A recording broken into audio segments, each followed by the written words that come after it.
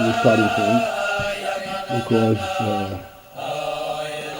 it really is a very important union and very elusive from our thinking process.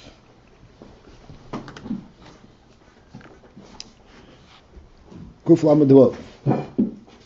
Omnam. We finished talking about Shefa, and we spoke about the various details and how it takes about Shefa. Omnam, however, Inyan Ha'oir, the Inyan of Oir. To explain what is the word Inyan come in here. Inyan Ha'oir means the principle of Oir. There's a principal difference between Oir and Shefa, as we shall see, but as an introduction. Shefa, you don't get the mashpia, you get something the mashpia is giving you. In Oir, it is the opposite. You don't get the substance in the form of Oir, but you have the presence of the Moir, as we shall see. So Inyan Ha'oir, the principle of Oir, who shezehu rag ha'or levat, that the Oir is only ha'or. Besides, similarly by Shefa, that when there's a seichel, the seichel that mashpia gives is only the ha'or of the seichel. But we also said that in seichel, even though it's a ha'or, but that ha'or contains the mahuzli, the etzem. But in Oir, she'ein boy min ha'etzem.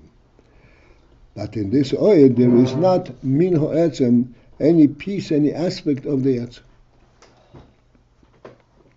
Let's translate min ha'etzem, even though the Oir comes from the etzem. The difference in the sin of ein boy min ha'etzem, as it is in Shefa, if in principle is, we shall discuss it as we go, that the Shefa, the seichel that the mashpia gives, becomes a real presence by the Mekabel, so that from this he can draw and develop more seichel. He becomes like an etzem. It becomes like a presence of an independent presence. He has an aspect of the mashpia. In Oir, it's a ha'or levad she'ein boy min ha'etzem. There is no etzem element. There is no capability in the Oir, even though it is and so on and so forth. But it is not capability in the Oir to further extrapolate from that a further element.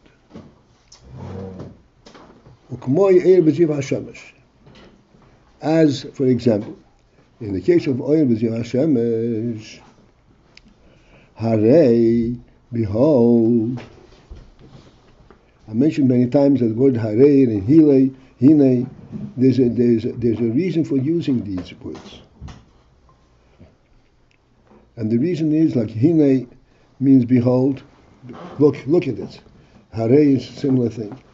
In other words, if you do not pay attention to that which you have been shown, then there's no way I can explain it to you in words. Certain things I can explain only after you have observed it and you pay attention to that. Then I can explain to you what it is that you see and why it's different from other things. What's the difference between Oir and Ziv? Okay, I said originally that we'll sometimes focus in on the difference, but right now we're not up to that yet. It's going to be too long of a discussion. In translation, Oir means light and Ziv means a shine.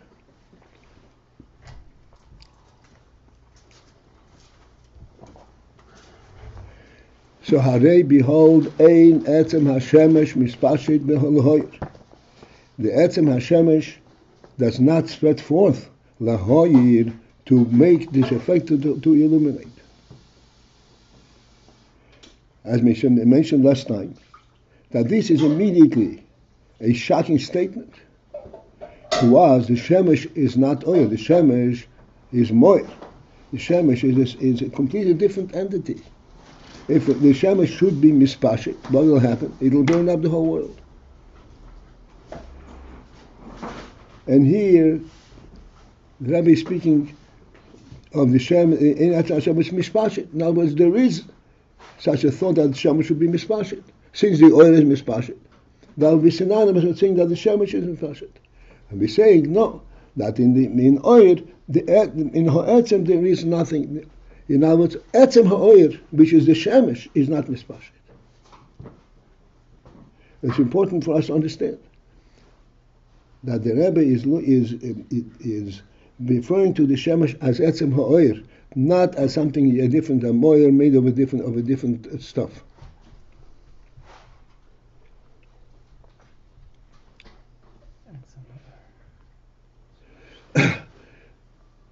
And that's where he says, Harei, behold, the etzem hashemesh is not mishpashet. Kiyim only ha'rose levad, the ha'ora of the shemesh, which is the oil, that is mishpashet.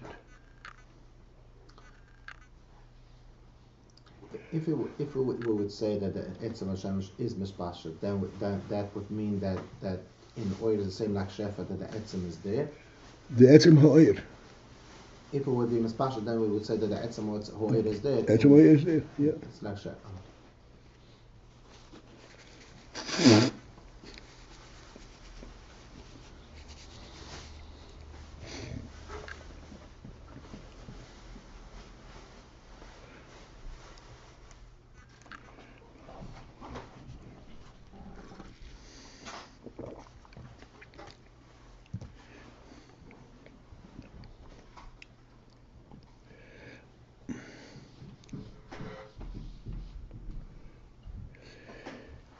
Again, we have to come back to this union. Only the ha'ora means the ha'ora of what? The ha'ora of the oyer. The etzem of the oyer, this is the shemesh. And what's mispashit? The ha'ora of the shemesh is the ha'ora of the oyer.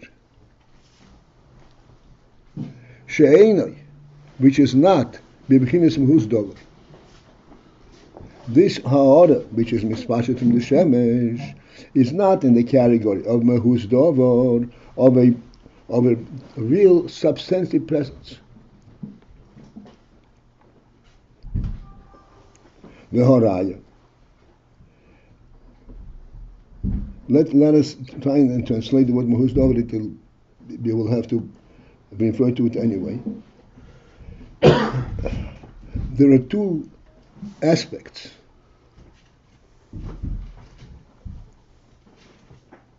If you give tzedakah, if you give money to somebody, you give him money, he has money. He can do with the money anything he wants. You're giving it to him because he's hungry. You want to assuage his hunger. To remain on this call, press 1.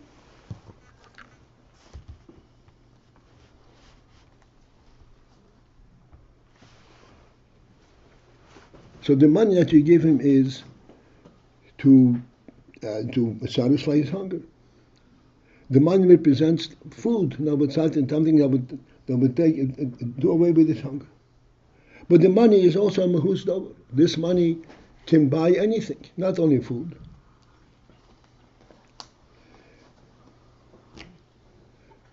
So when you say it's a mehus dover, means it has a universal, a round value, round presence.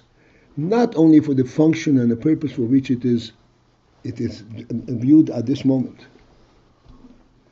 It's not a functional thing. It's a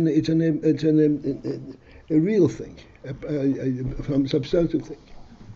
And this is the difference. When you give a shefa, you give a total presence. Despite even though you have a reason why you're giving it to him at this moment, you're not giving it to him to buy shoes. You give him to buy food. But that's because of the universal capability of the money. But the money itself, at this moment you're giving it for this person. In oyer, there is no etzem element that's given. Only the functional element. It's mayer, and it's oyer that's mayer, mahoyer, and this Etzem HaShemesh, Etzem the oil. When the oil, when it has a broader and a round, a universal presence, that you don't give. Kim Ha'arosel Levad. Seems like or never has a universal. That depends how you translate. The Shemesh has a universal title. But it never has a bifnei atzma. It never has a Metzius presence like a coin does. It's always linked to the giver. Okay, so here is the big challenge that we tried. We obey it. Started with it. There is in Chassidus the term and the concept etzem oir. Etzem of oir, like we said over here. The shemesh is not mispashet, which is the etzem of the oir. The term the Chassidus says that shemesh is etzem behiri. Contrary, this is goes completely in face against everything that we perceive and have you understand. Shemesh to us is not oil. It is that which produces oil as a result of its heat and effect and so forth. But in Chassidus, when saying fighting Shemesh is oil be'etzem.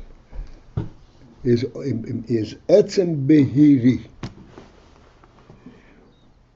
Let us step back for a moment and think why that Chassidus we translate Shemesh in a different way than it's physically obvious.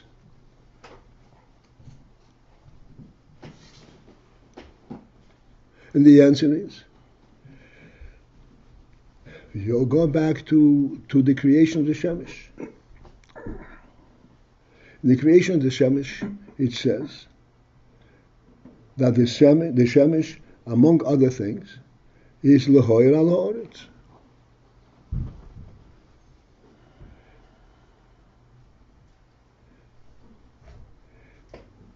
That this is, this entity called the Shemesh is an oir that illuminates. It is not something else that creates oir. This is etzem oir.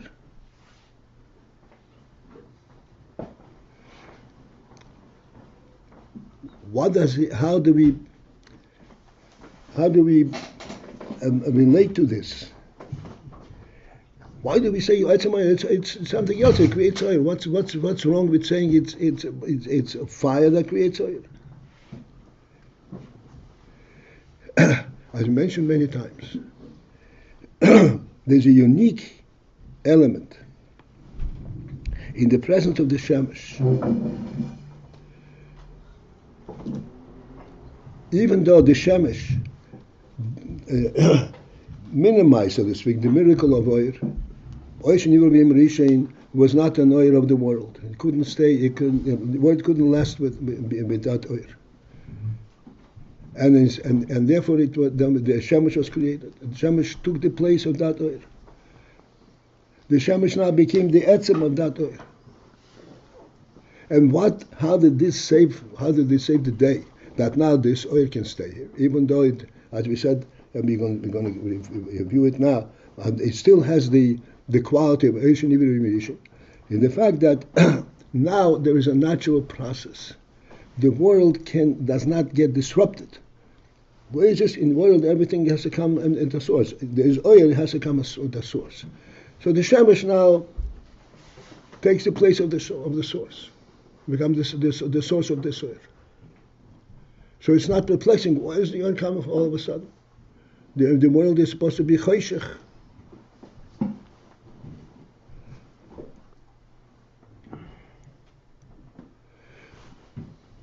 However, we have to understand. This was our challenges, and you must try to understand. This is what the Torah looks at, the Chassidus emphasizes. Oishin Iberim Yeshin is a divine oil. Is an oil throughout oil. Oil for the sake of oil, and created as oil, not as something else, but as oil. Created as oil does not exist in the worldly context. The world does not understand, does not have such a thing.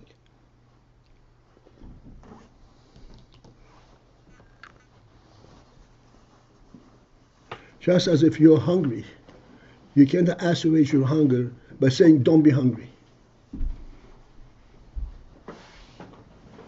You have to give them substantive food, and you chew it up and digest it, and then that takes away your hunger.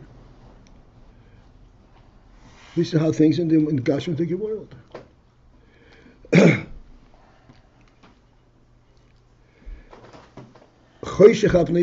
The natural state of the world is dark. To do away with darkness, to try to change that and counter that, you have to bring a substantive presence that does away with darkness. Because this is how it is in the world. These are the worldly limits. These are the worldly limits, but these are not the godly limits. As we said many times. But Meibashin says, darkness does not obstruct the view. The Rebbe does not see via a beam of light. He sees that which is there to see, and he sees it directly in darkness or light. In creating light, I was just thinking, all the time I'm thinking, how do we pin this down? If we say that light is, as the world translates, light is the beam of heat coming out, of energy coming out from the sun and hitting the object and so forth, why does it say in the Torah, Vayim Elokim Hiyor? Why do you have to create light? You bring a beam of fire, and light is automatic. Why does it say Vayim Hiyor? He created oil. The answer, the oil that Rebbe gave oil is a divine creation of oil. Not an inadvertent result that you could see. There's two different functions in oil. Oil illuminates the world, and other things that makes you able to see. The way the world translates light is it makes you able to see. So energy hits an object and it deflects from the object and hits the eye, and it makes you able to see this object. But please, let us understand, when we see an object, we don't see an object per se. We see the object as part of the fact that we see the whole world. Our vision is universal. This is what was created in B'yem Rishon. Elimination of darkness, to see in darkness, to see everything that there is to see. The Rebbe gave us a sense of vision, of observation, a divine sense of observation. A completely different thing. For that, the Rebbe had to create oil. Vayim Elokim Hiyor. Here does not say the Rebbe created oil. Here, let them be oil. It later means the oil that is there inherently, that from my perspective, let that surface and it should be obvious to the world. Yes. In order to have that kind of oil, has that effect, you have to have a mar. You don't. The Moira came second. I remember one time you explained the idea of Netz and Avodah Shachar. Right? The Netz Achama is when... That's the Moira. The Moira came, I don't know if many times. The Shemesh, oil was created B'yem Rishon. That same oil persists in the creation. They did not take it away. I understand, but what's the message of the earth? The message of the earth is that, in other words, you said, what's the impact of it? Just like the primary reality of this world is darkness, right? So the message of the earth reality is of primary light. No. Yes, but let's put it correctly. The message of the earth is that the Rebbe brought us up empowered himself. Darkness does not make me not able to see, and I'm going to create that which eliminate the limits of darkness on you also, so you can also see. I'm not giving you a beam that hits the object. I'm creating oil. Here, let the oil be. So is that mimer playing as a source of the In other words, how do because the by itself is nothing really. It has to come from somewhere. Where does it come from? So What's the mimer of Yehi No, but where is it? Where is the mimer? You bring it out from? From the Eibishter. From Eibishter. It's a divine oil. That's exactly what we're saying. So pearl today, when we have sunlight, that's not, I don't understand, it's from the sun. That's right. That's right. It's from the sun. But what is the sun? The sun is not an energy? No, please. Yes. Never, I mean, Okay. I don't know what the energy is, because I never Okay, whatever. But I'm saying it's not true what the Pashas is true what they're saying. Let us read these words in the mind. I hate to do it outside, it sounds like it's important. Why the mimer? The mimer is for force you and you to say, what is the Rebbe telling me? Not what Rabbi PALTIEL said. What is the Rebbe telling me? That obligates you. It puts a burden on you to know what the Rebbe is talking about. But I'm saying you're not obligated to understand. But the Rebbe says, AYIN Me'oy v'ziv HaShemesh. Oy v'ziv HaShemesh. Harei behold. A shak. AYIN etzem HaShemesh mishpashet lehoyer. Would you think, Why is that a shock? Because would you think that the Shemesh should be mishpashet lehoyer? That's the point. It's not a shock. AYIN seems natural. No. This statement that you have to say that AYIN etzem HaShemesh mishpashet lehoyer, that's a shock. The shock is because he's saying something so obvious. Yeah, something that is impossible. Something you don't think of when you look at the Shemesh. You think that the etzem is mispashet. No. AYIN etzem HaShemesh mishpashet. So what's the shock that he even bothers to say such an obvious That's thing? right. Okay. Not because it's obvious, because it's the opposite of what it should be. If the Shemesh should be mispashet, what will happen? Well, the Shemesh You'll burn out the whole world. Right, and it wouldn't be or, it would be shefo, it would be something No. We're saying, that's exactly it. Where does it come to say, Eretz Hashem is not oil? So the shock is like, why bother to say that? No, please. No. Let's get in. When it says, Ein Eretz Hashem is mispashet lehoyer, which means what? That from his perspective, from Rebbe's perspective, there is oil coming from the Shemesh. The Shemesh itself should be mispashet. From the Rebbe's perspective. Yeah, from Rebbe's perspective, the Shemesh should be mispashet. But that's why Shemesh is not mispashet. Shemesh should also be Why? mispashet? Why should it be mispashet? This is my different. That's why you don't listen, because you listen to my words instead of the Rebbe. Look in the words of the Rebbe. No, but you brought it out to us by saying in the Rebbe's perspective, the Shemesh would be mispashet. Should be concept of what that could mean. Should be Why mispashet. I know. You look in the words. Look in the words. It's not helping me because Hey. the words don't seem to. The words, but wait a second. If the words don't seem, so that's a challenge to you. What is the Rebbe saying? That's what we're looking at. No. But you're stubbornly staying there. I don't know what the Rebbe is talking about. The focus, when the Rebbe is saying things that don't make sense to you, it is incumbent upon you to say, where is the Rebbe coming from? That's fine, and you touched it out for us by saying the Rebbe's perspective, the or would be mispashet. No. Etzem HaShemesh would be mispashet. No, please. That can't be. No. I believe, listen. The oil is a oil HaShemesh. And the Rebbe says, in order to give it to oil HaShemesh, the etzem HaShemesh is not mispashet. What does that mean?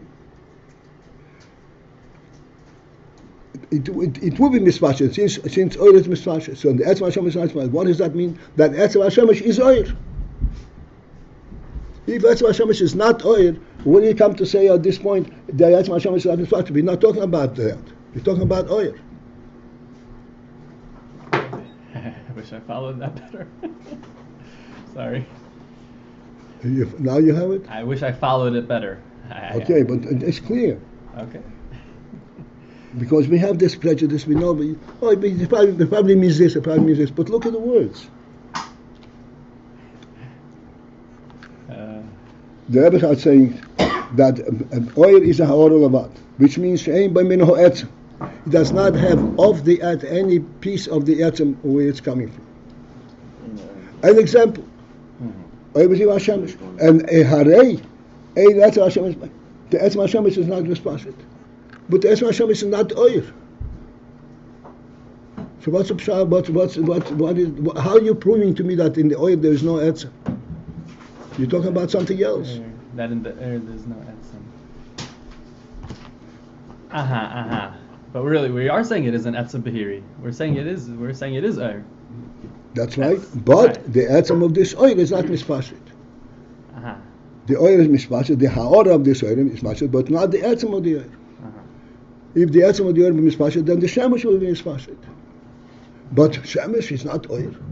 That means the shemesh is oil. We want to show this inyan that in oil there is no emin ha'etzem. It's only ha'ora. And he says the Moshe is the shemesh. That means the shemesh goes into this category. The shemesh is oil.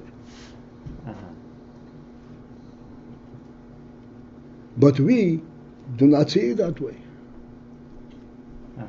And since the Rebbe is explaining to us again, it's incumbent. Incumbent means it's obligatory. If we want to learn Chassidus, Rebbe's Chassidus, it's obligatory upon us to understand where is the Rebbe coming from.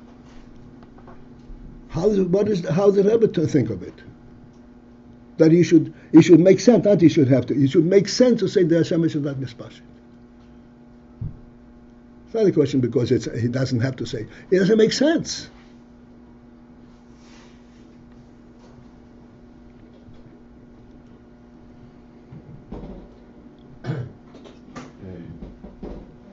Let me just finish the sentence. I just want to finish the yes, indeed, the Etzem Hashemesh is oir. This oir is a divine creation. It's not the result of fire. Because if it was result of fire, the Rebbe didn't have to create oil. He said in the pasuk, "Yehi oil." Why have to create oil? Bring the shemesh and Yehi oil. Yehi oil means that there is an oil element that is oil in essence. This oil in essence, the first day did not have a moed, did not have a place that you could say, here is its hub, here is what it is stored in to begin with. And the second day, and then afterwards, the Shem, the fourth day, there was a hub, there was a base. But what was the base? The base is the base of oil, not fire.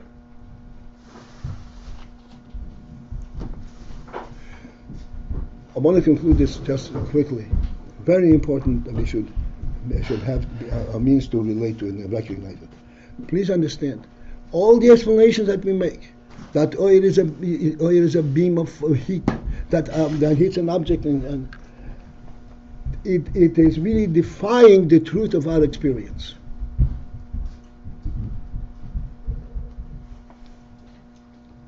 We have to explain because we want to make sure that we want to put things in the same box and we understand how it works. But it doesn't work that way. That's not really what it is.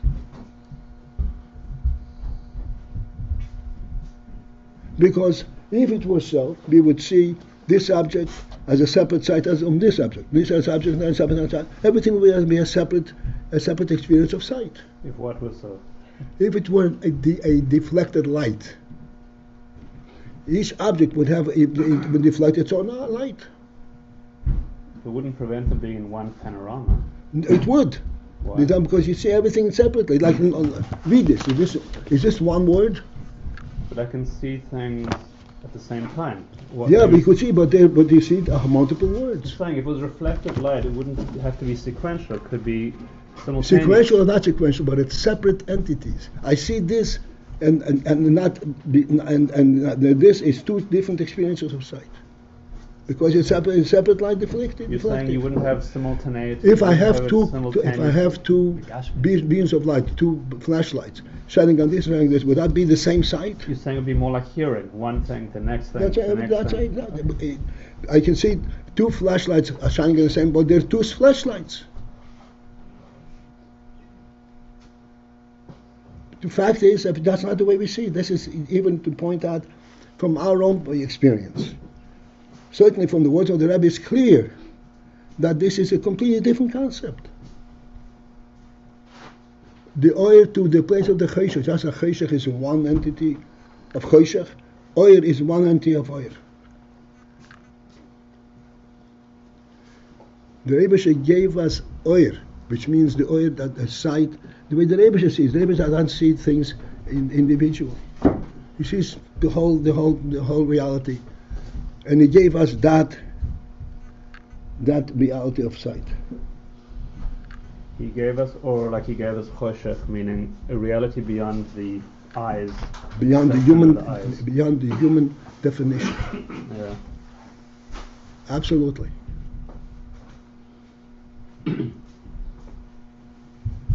Yes. You keep on saying to concentrate on the words of the Rebbe, or where the Rebbe comes from, and you explain this first line and a half, saying the Hebrew words, and I would like to do me a favor and just translate in English this first line. So because I'm confused. Can you do that? I could do that. Yeah, sure, I can do that. Omnom, however, inyan ha'oir, the inyan, which means the principle of oir, as we explained, who is shezehu, that this is the oir represents that rag ha'or, all about is only a reflection. What do I mean by reflection? She'ein boy min ha'etzem, that there is not in it min ha'etzem of the substantive presence of what it stands for. Etzem means something which is substantive that you can take with you. Ukmoi, as for example, Oy v'ziv hashemesh, the light and the shine of the sun. Harei, behold, please look at it and reflect. Ein etzem hashemesh mispashet l'hore. The etzem hashemesh is not spreading forth to make light. The shemesh makes light all over, but not the etzem hashemesh is not mispashet to be make light. Kiim, rather only harosil about its reflection. The word haora is a little bit of an elusive, a very elusive concept. The principle of haora is the effect of its presence. That's a haora. She'einoi, which is not bibchinas mahus dover, which is not in the category of mahus dover, of a tangible presence. The haraya, what's the proof that only the haora, the reflection of the oil, is spreading, and not the etzem of the oil? The haraya is mistaligo etzem, that when the etzem, the shemesh, it moves away. Ukmoyas, for example, b'shiyas hashemesh, when the shemesh sets. The shemesh set, which means now the shemesh itself has moved away. Okay, so what happens then? Ein ha'oil nimtzo, the oil that was prevalent, that it can own the whole world, all of a sudden vanishes. It's not there. Why not? It was there before. It should stay there as that which was given to the world. No, it's not there. V'hainu, and this is lefi, because shehu rag ha'or, about this means we spread that in the whole world became lit. The oil was not there. It was only ha'or of the earth. When the oil moves away, then the ha'or moves away too. It vanishes. I want to go back. In Torah Guf, it also uses the terminology of ma'iris. Ma'iris. Yeah, I'm a little confused. Are you saying that there is no more, or there is? When you're saying that the shamash the etzem is oil, so there's no more. I'm a little confused with what you're saying. Moir is the etzem of the oil. So you're saying there is a mar, but the mar is only oil. There's oil. Etzem, it's called etzem. The word etzem behiri, that's how it's referred to in Chassidus. It's an etzem behiri, an etzem that consists of light. We do not understand what that means. Because in the world, in order to make light, you have to create a fire, not light. The Rebbe can create light per se. That's exactly what he created in the Shemesh. And this is why the presence of the Shemesh completely eliminates darkness. Not because it shoots a beam here and shoots there. It eliminates darkness. It takes over the whole world and says, no, there's no darkness, there's only light. I'm in charge right now. Like says in the Pasuk, Hamoel HaGodel L'Memsheles HaYayin. He's my Moshel, he rules the day. He took over the day and he said, there's no such thing as darkness. I'm king right now.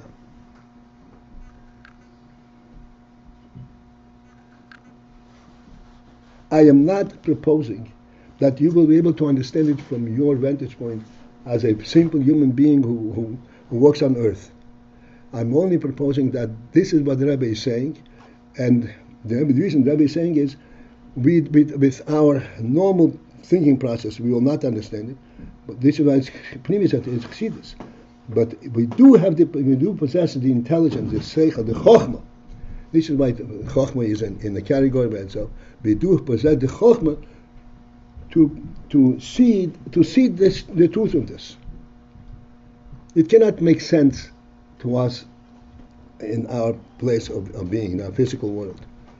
But the chokhmah perceives that, yes, indeed, this is how it happens. Why? Because chokhmah perceives how it's continuously day, basically. I'll tell you what chokhmah perceives. Chokhmah perceives there is a world. Yeah. It doesn't make sense. Where does the world come from? And so it says it's all in light. It's all here. What's world about? And so the day is more than 12 hours. It's 24. It's continuous. Day is, as long as the Rebbe should define what day and night. He gave day the rulership for a half a day, and the night a rulership for another half a day. Right, but in the reality level, there's no night for chokhmah. That's correct. Chokhmah is continuously in light. That's right. Chokhmah sees in darkness and in light equally. Okay. Well, when you think about it, when it's day here. Before I get kicked out, just okay. Go ahead. Everybody take responsibility for your own timing. Okay. Go ahead. No, what I'm saying is that once the sun has set here, in the other half of the world there is light. That's right. So day is non-stop. That's right. But it's the same by night. Night's also non-stop in this world. That's also true. It's also true. I pointed out one time, now that you mentioned this, that in reality, every instant of the day, every instant, every denomination of time exists in the world, every instant. Over here it is now 10 minutes to 9 in the morning. There is a place in the world where it's 10 minutes to 9 at night. And every instant is said like this.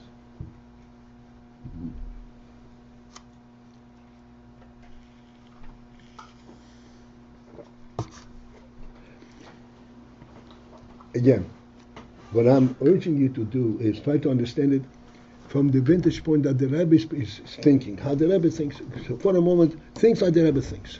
The Rebbe once expressed it in a sikha, in a 23 hours a day, he will think like the Rebbe thinks. And then 1 hour he wants to think the way he wants to think. It doesn't work.